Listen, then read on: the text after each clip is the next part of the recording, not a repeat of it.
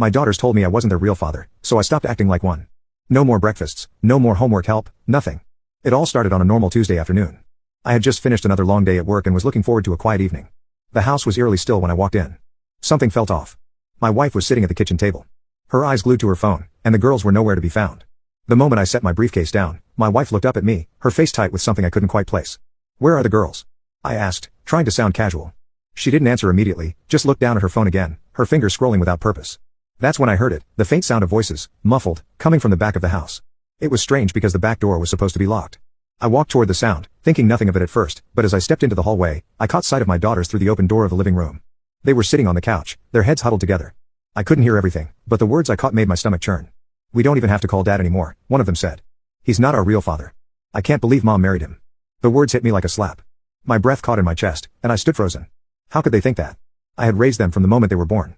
I had been there for every scraped knee, every school play, every late-night homework session. I was their father, whether they wanted to admit it or not.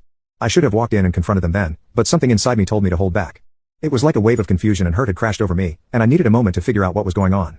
I backed away quietly, but my heart was hammering in my chest. The rest of the evening passed in a blur. The girls were distant, almost cold.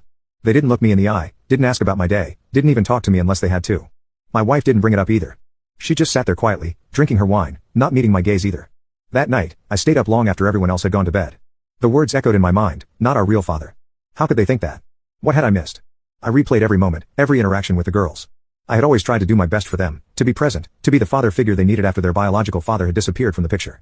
The next morning, I woke up early. My wife was still asleep, but the girls were already up, huddled over their phones at the kitchen table. The tension in the air was palpable. It wasn't like things had been before.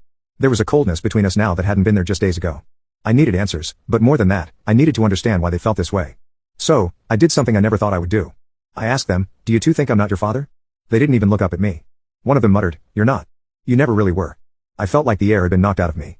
It was like I was hearing it in slow motion, my heart pounding with every word. They didn't even look like they cared that they were shattering me.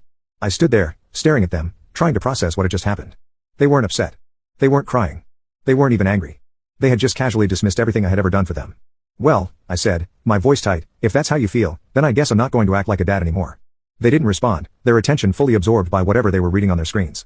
I didn't know if I meant it or if it was just a gut reaction, but I said it, and the words hung in the air like an ultimatum. I turned around and left the room without waiting for a reply. For the next few days, I followed through. I stopped doing the little things I'd always done for them. I didn't make breakfast. I didn't remind them of their responsibilities. I didn't ask them how their day was going or help with their homework. I just stopped. I'm not sure if they noticed at first. They had become so used to me doing everything for them that they probably didn't even realize what had changed. But soon, it became apparent. The first time one of them looked at me with confusion was on the fourth morning. I was sitting at the table, reading the paper, when she came down,